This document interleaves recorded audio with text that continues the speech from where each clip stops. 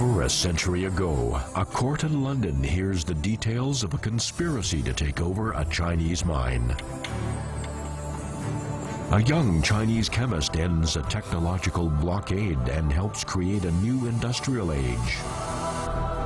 A man with a dream of building a new future for his country starts down the road to success in a small textile factory. In the early years of the 20th century, Tianjin is a witness to the fierce competition between China and global powers.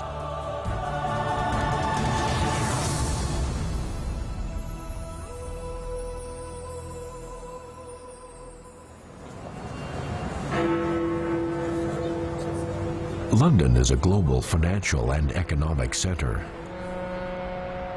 Near the Thames sits Britain's Supreme Court. More than a century ago, an unprecedented case is heard by the court. Representatives of China, wearing gowns, with their hair tied in long braids, bring a British mining company to the dock. The evidence they present reveals a tangled story of intrigue and brazen theft.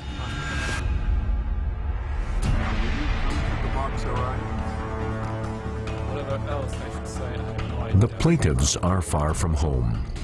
They travel a long way to argue their case in a foreign legal system.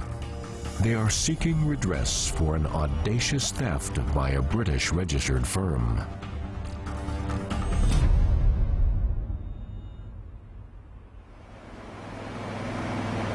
The story begins 137 years ago in China.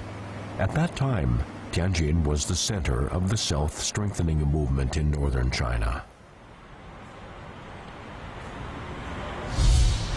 The Military Transportation University now sits on the former site of northern China's largest arsenal, the Northern Bureau of Machinery.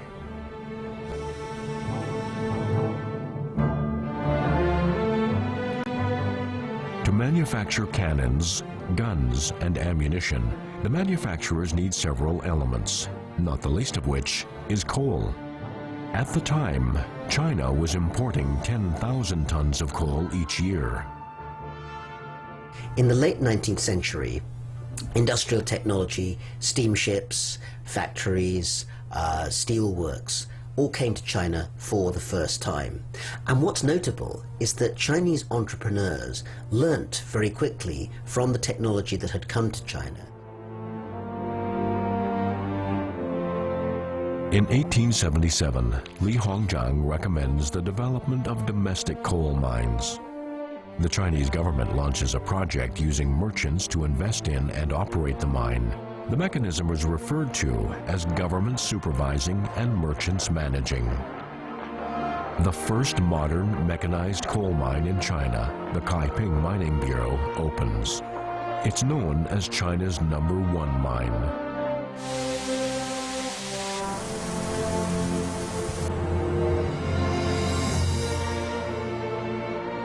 Coal from Kaiping supplies the entire country. In the era of the self-strengthening movement, China begins to regain confidence as it burns domestic coal.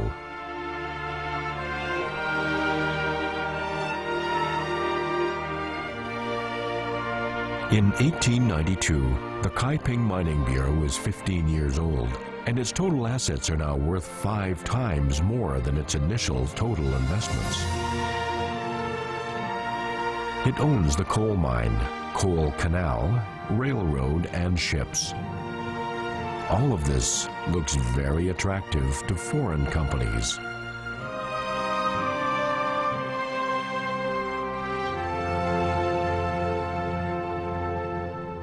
The prosperous company will begin to face an uncertain future as a result of a new manager, Zhang Yi, a former official of the Qing dynasty, who takes over. His rise to power begins as an attendant to the prince. After taking over the Kaiping Mining Bureau, he brings with him the working style of a Qing official. Old habits die hard, and as a former official of the imperial court, he continues to enjoy a relaxed work schedule. At Kaiping, he does nothing to improve things. Instead, he falsifies production figures and seeks foreign loans to maintain a fictitious rate of production.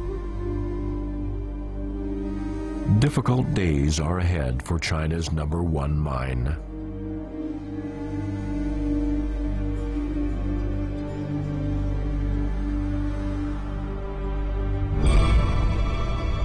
In 1900, thousands of troops from 8 nations land in Tianjin. Zhang's hobby is raising pigeons. He's arrested by the British and accused of raising pigeons to carry messages to the rebels. It's an ironic situation for a man who considered himself a friend of foreigners in China to be arrested by those friends.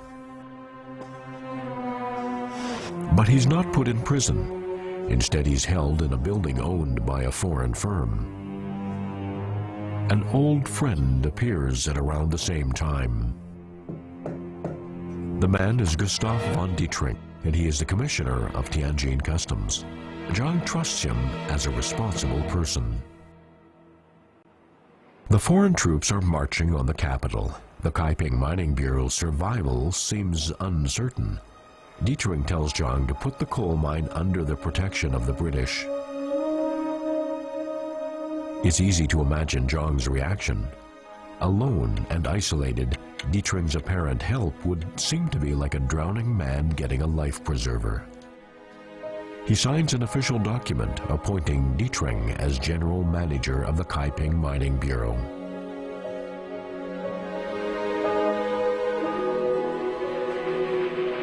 The next day, he's released by the British.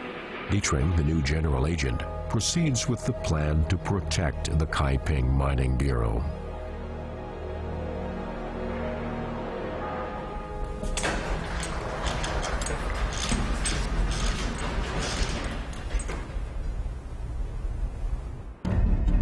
The archives preserve a contract in which all the assets of the Kaiping Mining Bureau are transferred to a man named Herbert Hoover.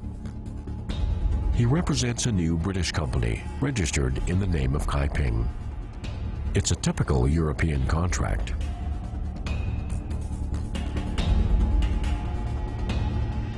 Dietrich's way of protecting this valuable asset is to sell the coal mine and its land. Herbert Hoover, who would become the 31st President of the United States in 1929, was the chief engineer of the Kaiping Mining Bureau and Zhang Yi's technical advisor.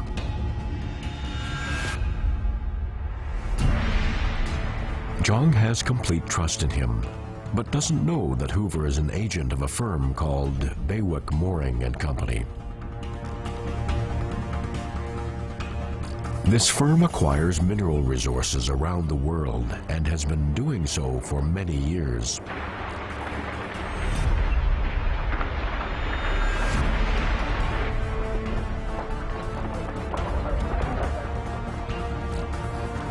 Hoover's thinking is clearly reflected in his report.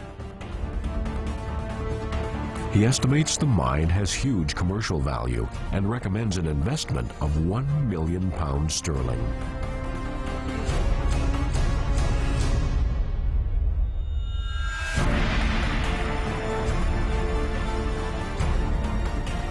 A few months later, Dietrich visits Zhang again. This time he makes no secret of his desire to obtain the Kaiping coal mine, its associated canal and port. He hopes to keep them forever.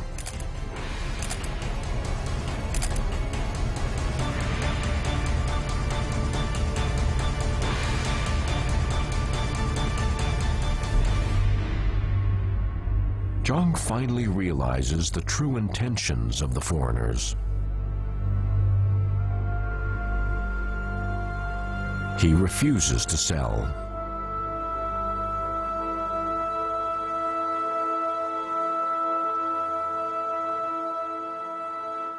In the face of £75,000 worth of stock shares and a tenure track position as the new company's chief supervisor in China, Zhang feels as if he's walking across a ravine on a rickety wooden bridge. He's left with few choices and must make a decision. His last line of defense collapses in the face of huge profits. With his signature, the foreigners achieve their aims.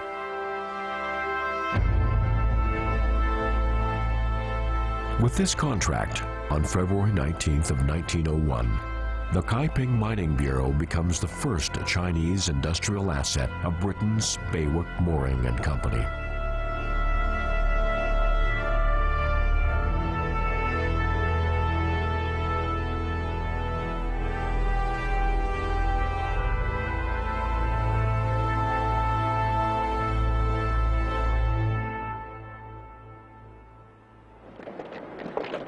Just how this happens does not remain a secret for long.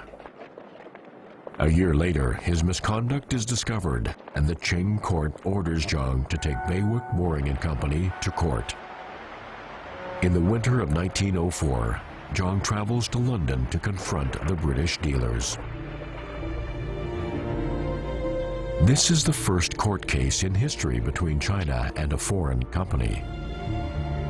As church bells in London ring in the new year of 1905, an international lawsuit begins.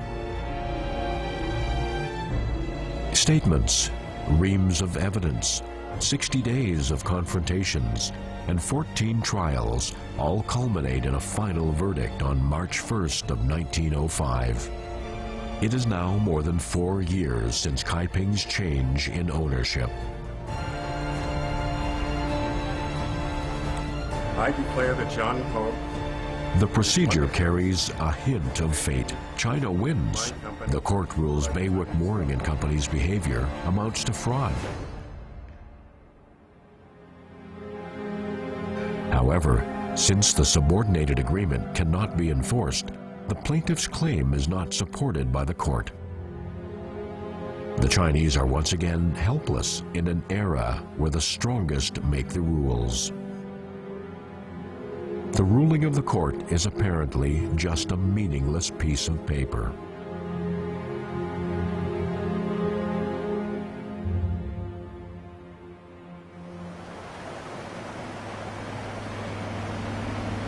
The huge profits generated by the Kaiping coal mine make Hoover very wealthy. A few years later, the American returns to his hometown. Perhaps he's trying to forget the stories that he features prominently in during his time in the East.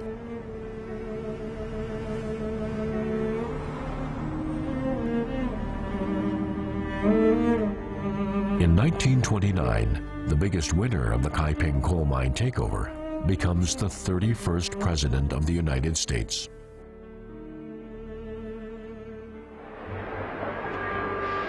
The court's ruling fails to change the fate of the Kaiping coal mine.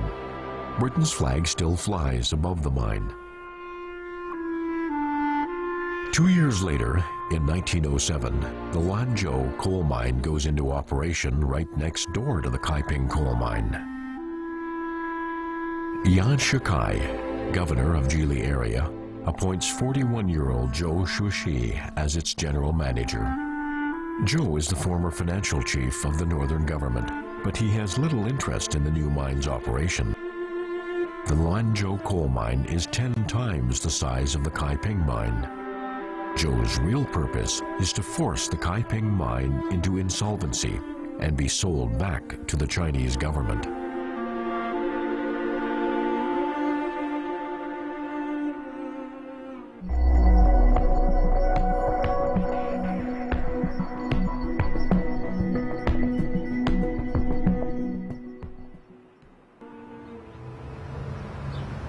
Number 7 Tai'an Road in Tianjin is the former residence of Walter Simeon Nathan, the general manager of the Kaiping coal mine. Facing the challenge from Zhou, Nathan spends many a sleepless night here.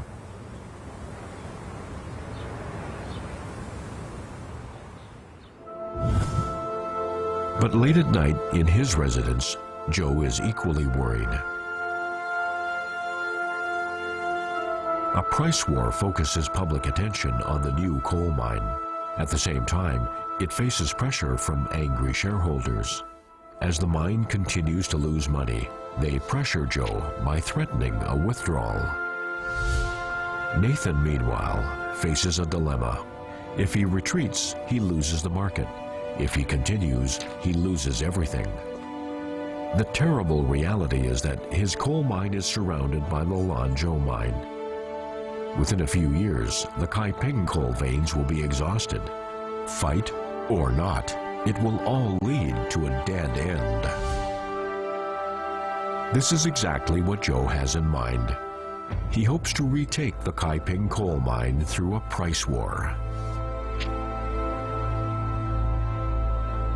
Yuan Shikai loses his position as the governor of northern China, and Joe is forced to continue the fight on his own. The two coal mines are engaged in a long battle.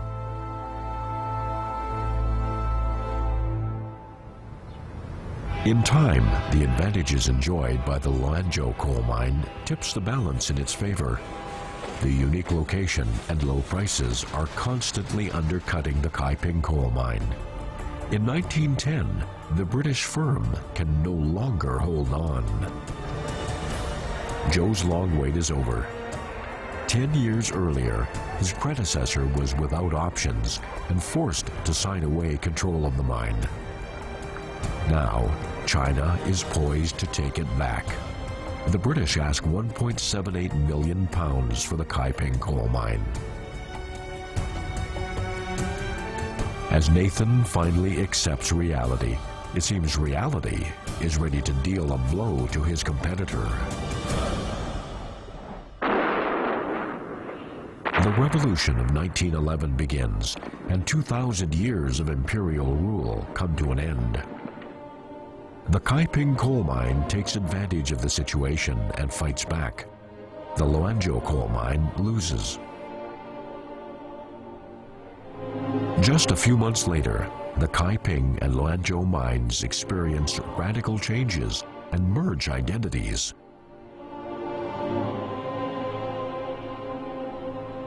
On the 1st of June in 1912, the Kaiping Mining Bureau and the Lanzhou coal mine form a joint business venture called the Kailuan Bureau. It is the first year of the Republic of China. Zhou Shushi sighs and remarks the purpose of founding Lanzhou was to retake Kaiping. In the end, they are joined. That's not what he had worked for. Although victory is just a step away, Joe will always regret how it ends.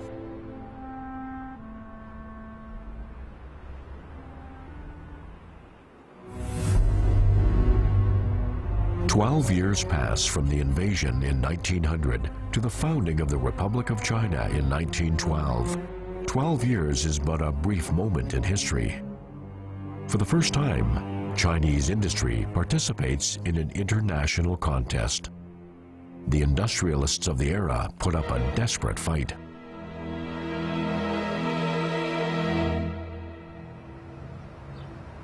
This is the most magnificent, most luxurious building in the British concession in Tianjin. It's the building of the Kailuan Mining Bureau.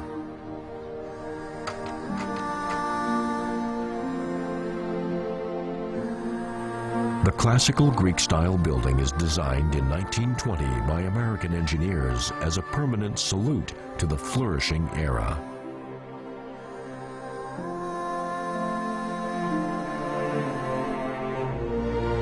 History makes the story into a legend. Zhou Shuxi's footsteps never disappear. The empty buildings bear the scars of 100 years of industrial operation. What happens here gives energy to the next generation.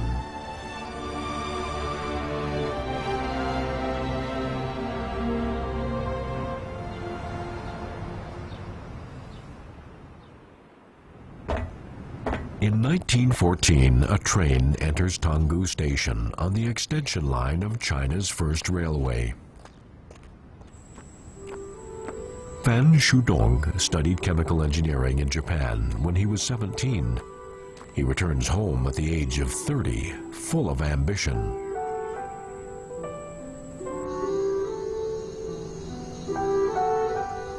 Salt sits on the beach of Tianjin's Tanggu district. This rich source of salt makes the chemist excited. In 1914, Fan founds a salt factory. In July, World War I breaks out, and China's imports of alkalis dwindle. Alkali production has a global history of 100 years, but in China, it's still at the theoretical stage. Fan plans to develop the chemical industry by producing alkali from salt.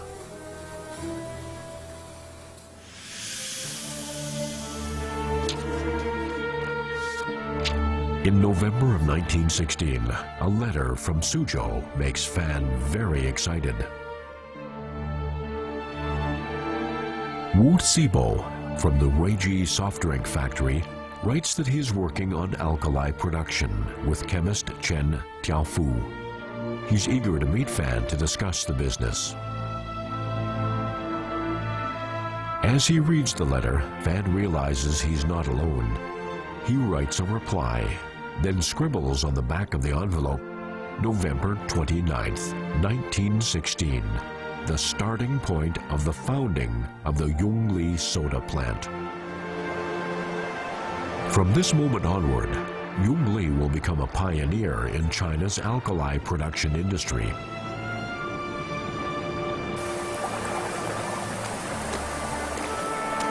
Tianjin is a main salt transportation center in northern China. Fan Shudong Salt Factory provides raw material for alkali production. The huge consumption of salt results in a heavy tax burden. It's difficult for a private enterprise to cope.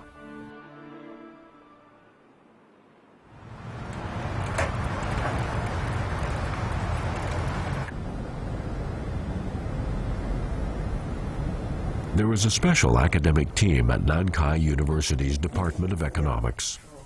They research the early private enterprises of China.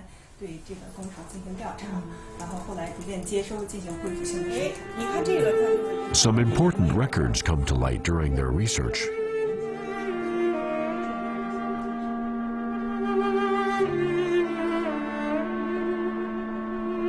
One document reads, "For the purpose of promoting industrial enterprises, it is approved."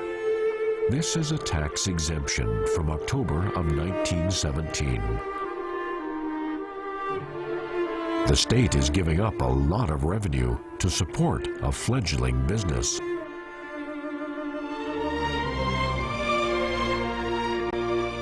Many well-known names appear on the list of shareholders. They hold important positions in politics, military, and culture. The biggest shareholder is Liang Qichao, who serves as Attorney General and then as the financial chief. He works to gain a tax exemption for alkali production.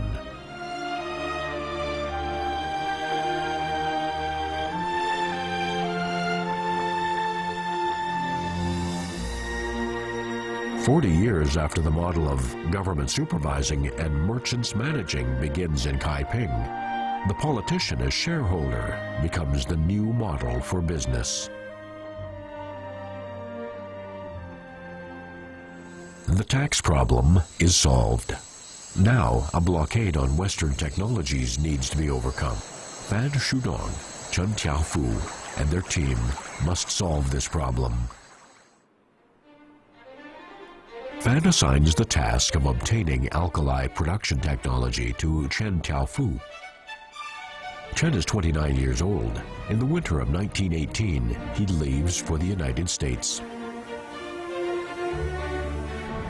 He investigates the alkali industry, purchases machinery and equipment, and recruits technical people. After more than a year, 2 experts finally promise to produce engineering drawings for the plant. 5 overseas students help them with the design work. These are the engineering drawings Chen brings to Tianjin. To them, it looks like a sealed book. 我们从陈条福跟范旭东之间的往来信函当中，可以发现很多的这个细节，可以展现出当时技术上有多少困难，或者说我们建造这么一个在国际上具有很高技术水平的公司，对中国人来说是怎么样一个困难的状况啊？我们从2个侧面来可以看出，第一个侧面呢，就是说，在国外呀。就是不是苏尔维工会它授权的这些公司，它尝试制解都没有成功。像日本，它技术在近代后来呢，慢慢比中国要稍微高一点，但是它也试验了多年，一直都不能成功，成功不了。这个说明非常的难，非常的困难。In 1921, Fan Shudong invites Topang Ho, one of the 5 students to help with the engineering drawings, to join Yung Li as the chief engineer. Ho was a graduate of Columbia University.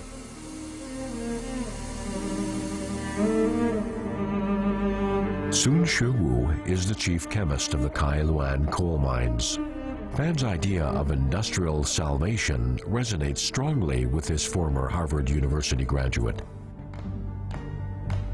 In 1922, he accepts an invitation from Topang Ho and Fan Shudong to join them.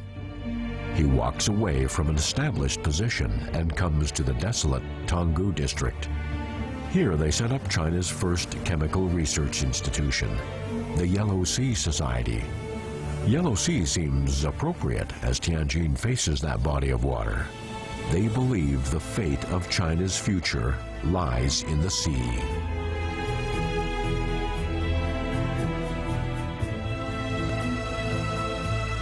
Fan comments that without a group of people fully committed and dedicated to the hard work of creating new academic skills, there will be no new energy produced in China.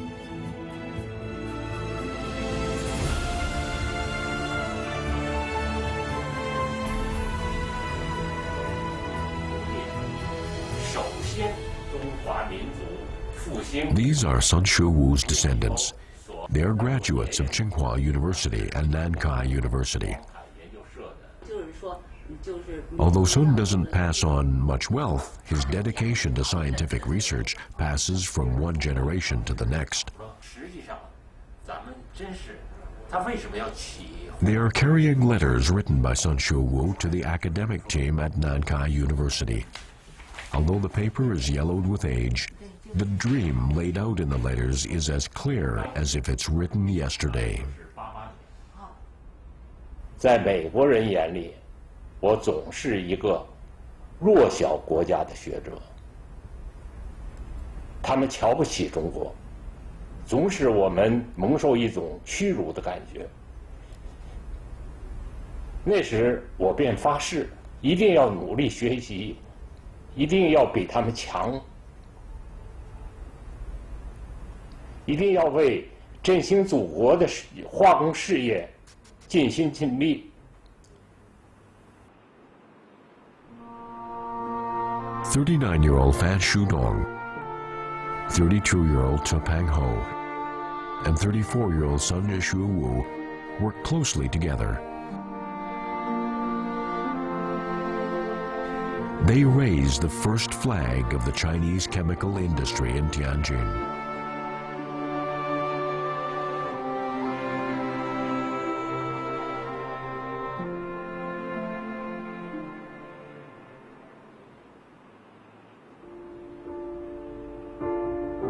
In those days, 90% of China's alkali market is dominated by a British company called Brunner Mond. Its general manager in China is Edward Selby Little.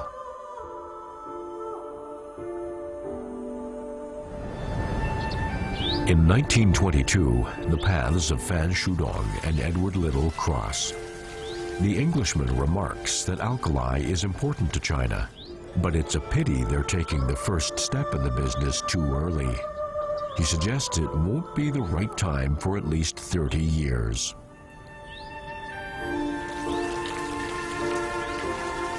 Fan's replies that he wished he had started the business 30 years ago. It all depends on human efforts.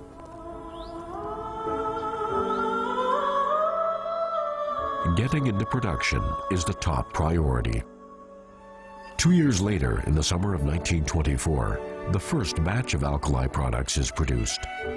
The plant invests around $300,000 US. Unfortunately, the products are dark red and the quality is not up to standard. 4 machines are burned out and unusable. The factory is forced to shut down. The shareholders are very upset. The source of the problem is difficult to find.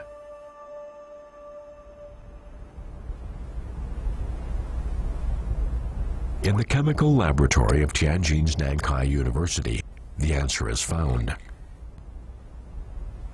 Everything is going well in the process of making alkali in the lab.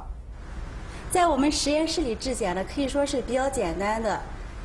我们就是说采用索尔维或者说侯氏联合制碱法，就是说很容易的，就是得到我们的纯碱碳酸钠。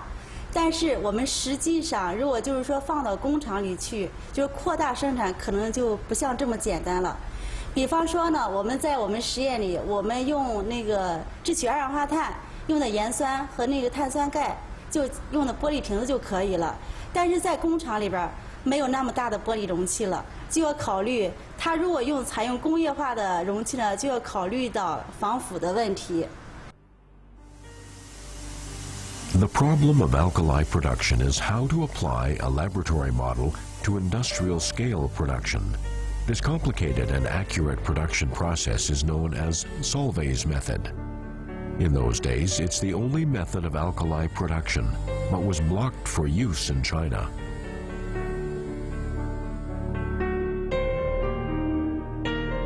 To produce alkali and uncover the secret of Solvay's method, the chemists worked for countless days and nights. Finally, 70 years of technical blockades and a monopoly on production are broken in the summer of 1926.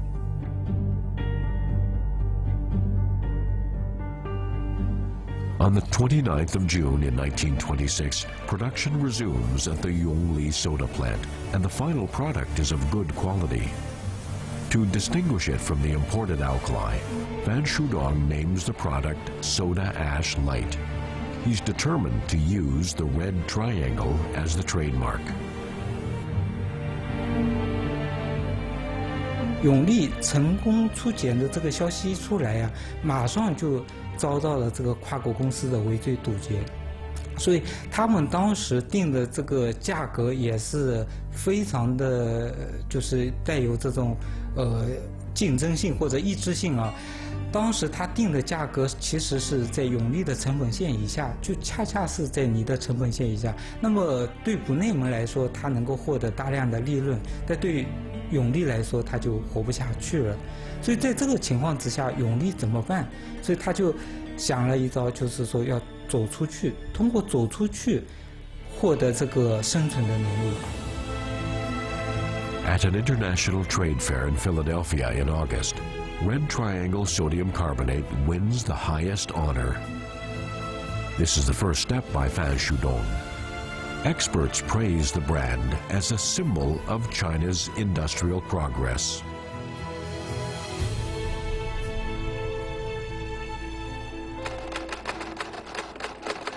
In the face of Fan's counterattack, lowering its price is the only option for Brunner Mond.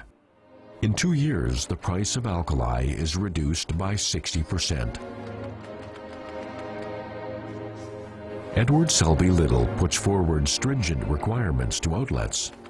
If they sell alkali made by Brunner Mond, they cannot sell the alkali of other brands. If they do, they lose their commission fee and cash pledge.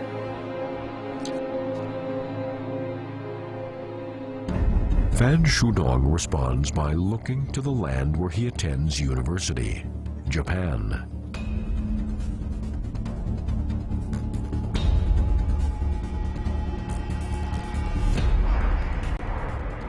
In Japanese industrial circles, the well-established Mitsubishi Company and the new Mitsui Company are competing with each other. Fan knows Mitsubishi has alkali production factories, but Mitsui has none. He negotiates with Mitsui to supply alkali, which it will sell domestically. 那么永利想的办法就是跟三井公司合作，因为三井在日本有一个庞大的销售网络，也是一个大财团，大集团，所以他跟三井合作之后呢，一下子就是打开了日本市场。Japan is an important market for Brunner Mond. Yongli sells its products in Japan at a loss, but the losses are not too great. Brunner Mond's sales volume is 10 times that of Yongli in Japan. The loss incurred from each price reduction is enormous.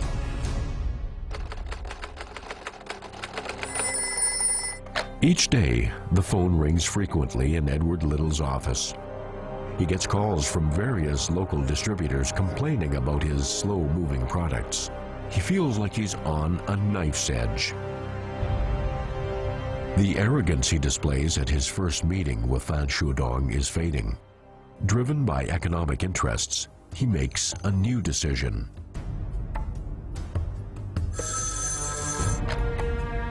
Both sides are suffering from the price war. A new model arises at this moment.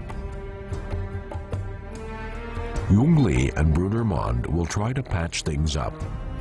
From competition to cooperation, new business rules are created in an era of global trade. In 1930, Red Triangle Soda Ash Light finds its way to the home of Solvay's method, Belgium. Once again, it wins the gold medal in the exposition in 1930. In 1943, a major event takes place. Thousands of experiments and a rigorous scientific approach result in Tu Peng Ho developing his own method of alkali production. This is a more scientific method. It puts an end to the 81-year-old monopoly of Solvay's method. Ho compiles his scientific research achievements and dedicates them to mankind.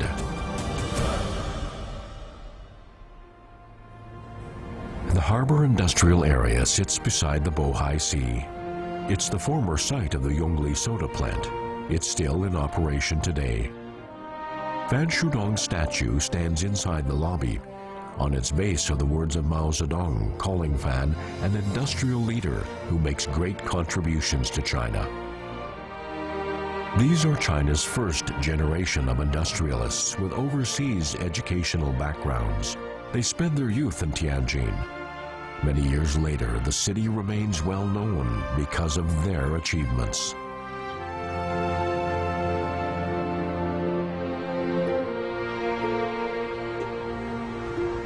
As Red Triangle Alkali is being awarded a prize in Belgium in 1930, a new industry emerges in Tianjin, now one of China's modern industrial cities.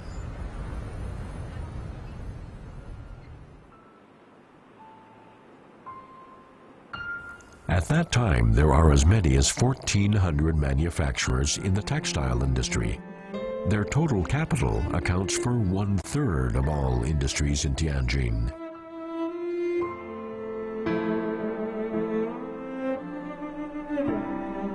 The history of the textile industry is on display at the Tianjin Textile Museum.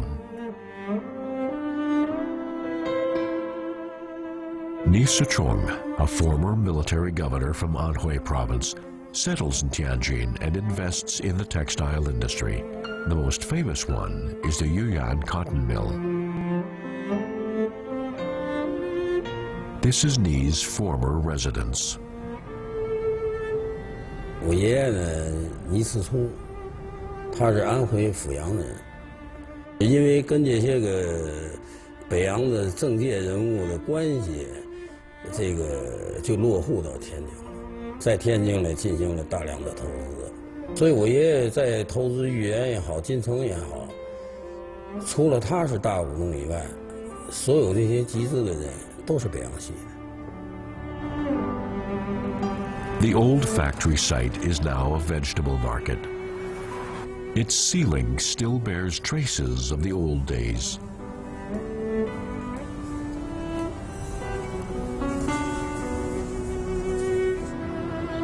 Another cotton mill not far away is also one of Ni's investments.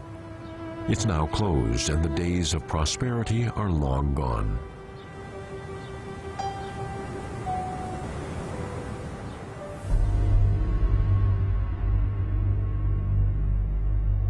It's probable that no one would predict that traditional textiles would undergo a revolutionary change at the height of their success.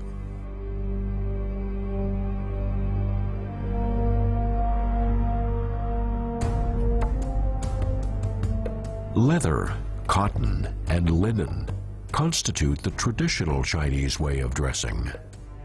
The knitted wool from Europe offers unprecedented comfort for people. They have a new selection.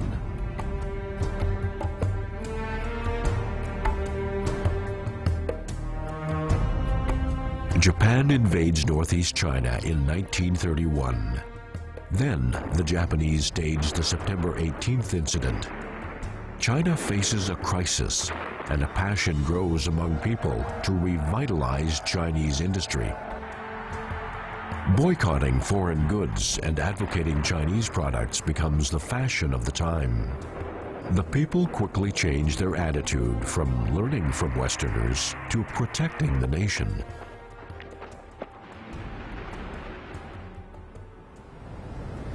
Just as a hero emerges in time of misfortune, a special era often produces remarkable enterprises. Runley Company's main business is carpets. The general manager of the company, Zhu Zhisheng, absorbs ideas from foreign cultures, but never gives up the hope of saving the country through industrial development. He decides to enter the textile industry to compete against foreign goods.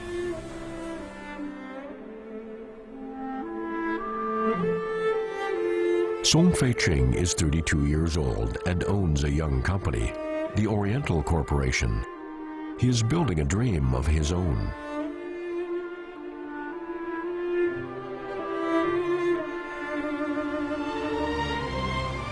Runley is flush with capital. Song knows he can't compete. Although Runley's textile production methods and his own appear around the same time, they're largely different. Song, however, feels as though his opponent has already surrounded him with heavy artillery. Song invites Zhu Zhisheng to talk. This is a story often told in Tianjin. It's not hard to imagine the two men meeting and then realizing they share a bond. Song Fei-ching confides to Zhu Zhisheng. Zhu tells the young man about his knowledge of the wool market and experience in the industry. At a hotel in Tianjin, these two men, with the common dream of China's industrial salvation, reach a gentleman's agreement.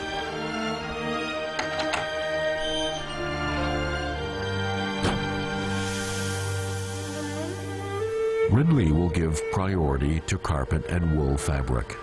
The Oriental Corporation will focus on knitted wool products. Competition will no longer exist. These two men believe Chinese industry needs more cooperation.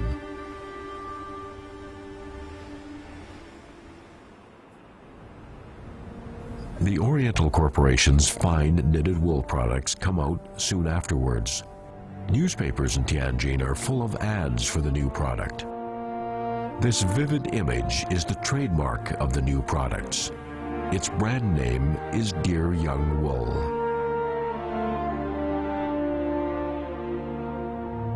In ads for the new product, Song Fei-ching tells people not to forget this is the only domestic wool.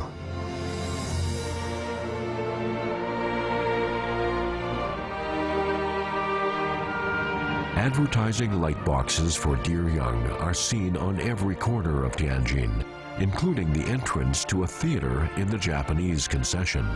The advertising rates here are 4 times as much as other places. Song Fei-ching's determination to fight foreign goods is strong enough to put up a giant ad here. Time and memory remove the hard edges. The once intense feeling of national integrity is more of a memory today.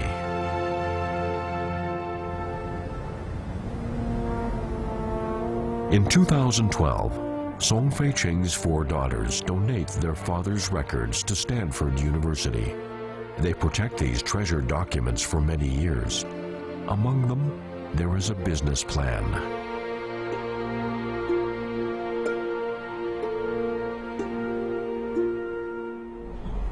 More than 80 years ago, a golden age for Chinese industry flourishes.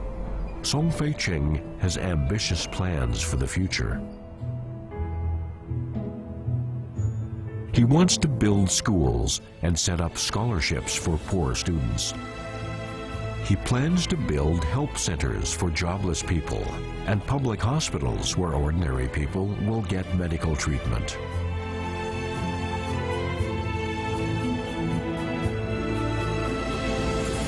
Song Fei-ching names this business plan My Dream. He doesn't know when the dream will come true, but he believes that he has seen the future.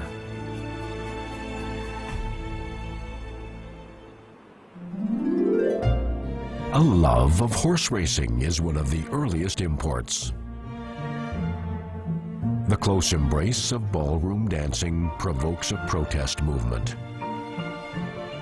Blockbusters from Hollywood are released in cinemas here at the same time as in America.